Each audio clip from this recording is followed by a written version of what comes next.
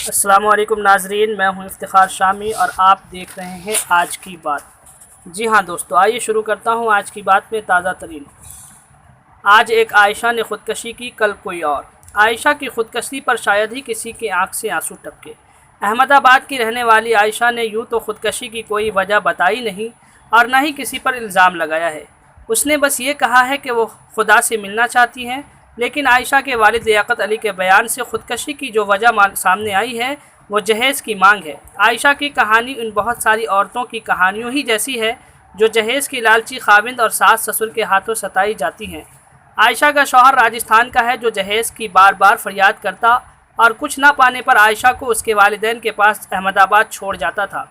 اس بار عائشہ نے خودکشی کی دھمکی بھی دی، جس پر اس کے شوہر نے کہا تھا کہ مرنا ہے تو جا کر مر جا اور مرنے کا ویڈیو بھیج دے، اور عائشہ سابرمتی ندی میں کود گئی۔ عائشہ کا جو ویڈیو وائرل ہوا ہے اس سے پتہ چلتا ہے کہ وہ محبت کی ماری ہوئی تھی۔ شوہر کو تو وہ چاہتی تھی مگر شوہر جہیز کا لالچی تھا۔ یہ تو ایک عائشہ کی کہانی ہے جو ہمارے سامنے آ گئی، ورنہ اس ملک میں روزانہ نہ جانے کتنی ہی عائشائیں ہیں جو جہیز کی بھیٹ چڑھ جاتی ہیں۔